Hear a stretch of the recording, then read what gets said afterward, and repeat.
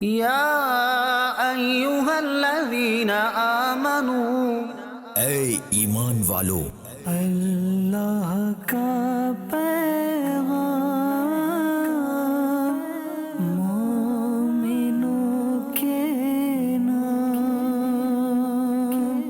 الحمدللہ رب العالمین والصلاة والسلام علی سید المرسلین، اما بعد فاعوذ باللہ من الشیطان الرجیم، بسم اللہ الرحمن الرحیم۔ الصلاة والسلام علیکہ یا رسول اللہ وعلی آلکہ واصحابکہ یا حبیب اللہ، الصلاة والسلام علیکہ یا نبی اللہ وعلی آلکہ واصحابکہ یا نور اللہ۔ میٹھے میٹھے اسلامی بھائیوں اور مدنی چینل کے ناظرین، سلسلہ ہے اللہ کا پیغام مومنوں کے نام۔ الحمدللہ اس سلسلے میں قرآن پاک کی آیت، اس کا ترجمہ اور اس کی کچھ تفسیر سننے کی کوشش کرتے ہیں، ان آیتوں کو شامل کرتے ہیں جس میں اللہ رب العزت نے قرآن مجید فرقان حمید میں ہم مسلمانوں سے، جی ہاں مومنوں سے گویا براہ راست کلام کیا ہے، یا ایہا الذین آمنوا کہہ کر۔ آج کون سی آیت شامل کی جا رہی ہے؟ آئیے آیت کی تلاوت سنتے ہیں۔ پارہ دوسرا ہے، سورہ بقرہ، آیت نمبر ہے 208۔ پہلے تلاوت، پھر انشاءاللہ ترجمہ اور اس کے تحت کچھ تفسیر کے مدنی پھول سنیں گے۔ تلاوت قرآن مجید۔ یا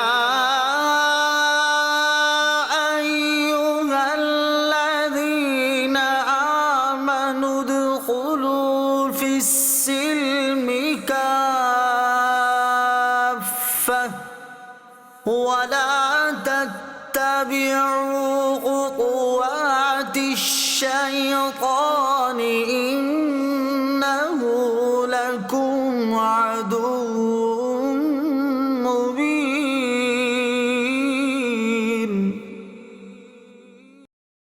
سبحان اللہ۔ اب آئیے ذرا ترجمہ سنتے ہیں۔ اے ایمان والو، اسلام میں پورے داخل ہو اور شیطان کے قدموں پر نہ چلو، بے شک وہ تمہارا کھلا دشمن ہے۔ ادخلوا فی السلم کافہ، اس کی تفسیر صراط الجنان میں ہے، اسلام میں پورے داخل ہو جاؤ۔ شان نزول کیا ہے؟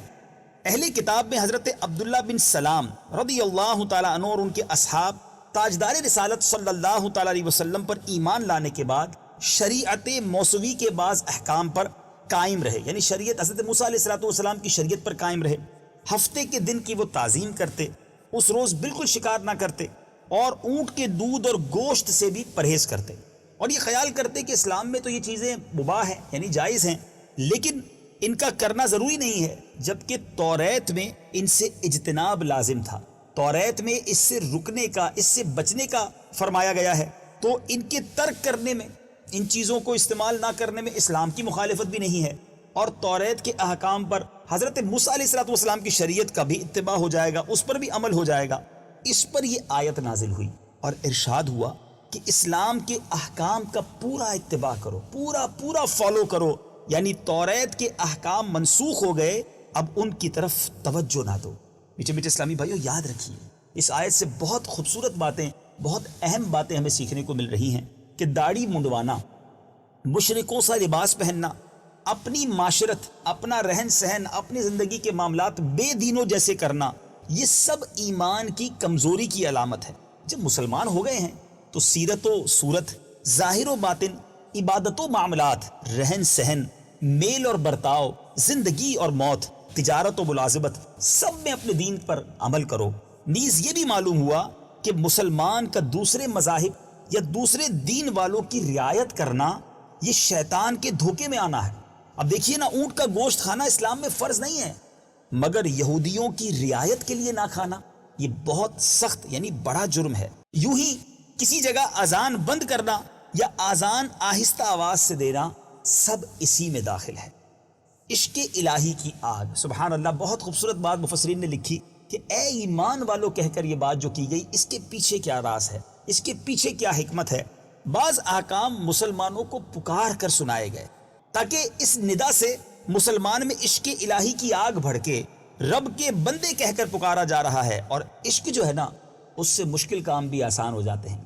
حضرت ابراہیم علیہ السلام جو نارے نمرود میں بے خطر چلے گئے، یہ عشق ہی تو تھا، عقل تو سوچتی رہ جاتی۔ یاد رہے کہ مشکل فیصلے جو ہوتے ہیں نا، وہ عشق سے آسانی سے ہو جاتے ہیں، عقل کے لیے نہیں۔ چونکہ اسلام میں پورا داخل ہونا یہ نفس پر بڑا شاق ہے، بڑا مشکل ہے، تو اس مشکل کام کو آسان فرمانے کے لیے پہلے ایک خوبصورت ندا سے گویا عشق کی آگ کو بھڑکایا گیا، پھر حکم سنایا گیا۔ ظاہر ہے یہ مخلص مومنین سے خطاب ہے، اے ایمان والو کہہ کر اللہ نے اپنے بندے اور مومنوں کہہ کر پکارا ہے۔ اور یاد رہے کہ ایمان سے یہاں ایمان شرعی مراد ہے، جیسا کہ اس کے شان نزول سے معلوم ہوا۔ اچھا، یہاں ایک اور اہم بات سمجھنی ہے کہ رب تعالیٰ کی بڑی نعمت دنیا میں ایمان ہے اور آخرت میں دیدار الہی ہے، اس لیے ہم کو آمنو کہہ کر خطاب کیا گیا۔ یہ نہ فرمایا کہ اے مال والو، اے کوٹھیوں جائیداد والو، بلکہ فرمایا اے ایمان والو، ادخلوا فی السلم کافہ، اسلام میں پورے داخل ہو جاؤ، یعنی تم سب اسلام میں داخل ہو جاؤ یا پورے اسلام میں آ جاؤ اور اس کے سارے احکام مان لو، عقائد و اعمال ہر حیثیت سے مسلمان بنو۔ یہ بھی یاد رہے کہ اسلام گویا عمارت ہے۔ بہت خوبصورت اگزامپل دینے جا رہا ہوں کیونکہ حدیث پاک میں ہے کہ اسلام کے ستون نمازیں ہیں۔ جو کوئی عمارت سے باہر رہ کر اس کی دیوار کی آڑ لے لے، وہ اگرچہ سایہ تو حاصل کر لیتا ہے مگر گرمی، سردی، بارش، چوری سے محفوظ نہیں ہوتا۔ دیوار کا سایہ ضرور ہوتا ہے مگر جو مکان کے اندر ہوتا ہے نا، وہ ہر طرح سے محفوظ ہوتا ہے، اور جو مکان میں داخل ہو جاتا ہے وہ اس کو پورا گھیر لیتی ہے۔ جیسے کوئی اگر مکان میں داخل ہو جائے تو اس کے نیچے فرش ہوتا ہے، اس کے اوپر چھت ہوتی ہے، دائیں بائیں دیواریں ہوتی ہیں، تو گویا اس کو سردی سے، گرمی سے، چوری سے حفاظت میں وہ رہتا ہے، وہ سیکیور ہو جاتا ہے۔ اب منافقین نے کلمہ پڑھ کر اسلام کی آڑ تو لے لی، لیکن وہ اس کی وجہ سے قتل سے بھی بچ گئے مگر شیطان اور دوزخ سے نہ بچ سکے۔ اور مومن اسلام میں اس طرح داخل ہو گئے کہ دل میں اسلام کے عقائد آ گئے، دماغ میں عشق نبی کا سودا سما گیا، اعضاء میں اسلام کے احکام نظر آنے لگے، وہ مومن بفضلہ تعالی ہر طرح سے محفوظ ہو گئے۔ اس لیے ارشاد ہوا کہ اسلام میں داخل ہو جاؤ، محض اس کی آڑ نہ لو۔ اور مفسر شہیر حکیم الامت حضرت مفتی احمد یار خان نعیمی رحمۃ اللہ تعالی علیہ اس آیت کی تفسیر میں بڑی شاندار بات ارشاد فرماتے ہیں کہ اے مسلمانوں، دو رنگی سے بچو، پلپلے پن سے دور رہو، اسلام میں ظاہر و باطن پورے طور پر داخل ہو جاؤ۔ مسلمان ہو کر دوسرے مذہب یا کفار کی رعایت کیسی؟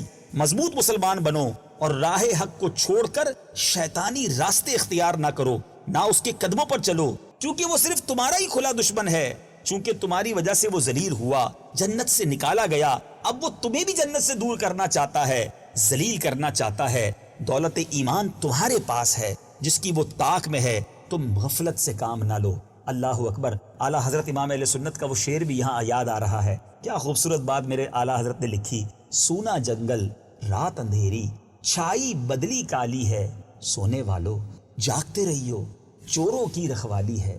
آنکھ سے کاجل صاف چرا لیں یا وہ چور بلا کے ہیں، تیری گٹھڑی تاکی ہے اور تو نے نیند نکالی ہے۔ ہمیں غفلت سے جاگنا ہے، شیطان کے واروں کو سمجھنا ہے، وہ ایمان چھیننے کے در پہ ہے، ہمیں اپنے ایمان کی حفاظت کرنی ہے اور پورا اسلام میں داخل ہو جانا ہے۔ اب اس آیت مبارکہ سے جو فوائد حاصل ہوتے ہیں ان میں سے چند فوائد عرض کرتا ہوں۔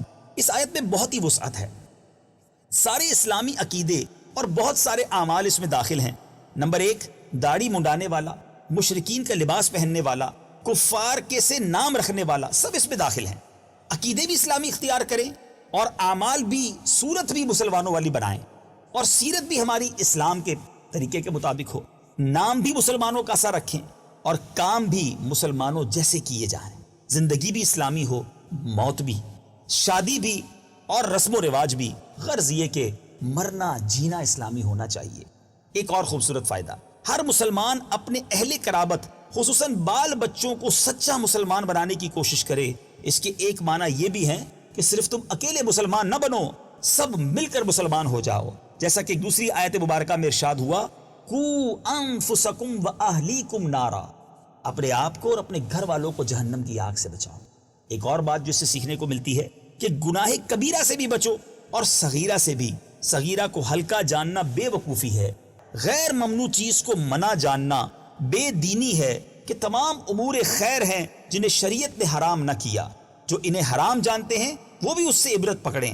حلال چیز کو حرام کر لینا تقویٰ نہیں بلکہ حرام سے بچنا، نیک کام کرنا تقویٰ ہے۔ اس سے وہ لوگ بھی عبرت حاصل کریں کہ جو ظاہری فقیر بن کر گوشت، نکاح وغیرہ سے بچتے ہیں مگر جھوٹ، غیبت اور نشے وغیرہ سے نہیں بچتے۔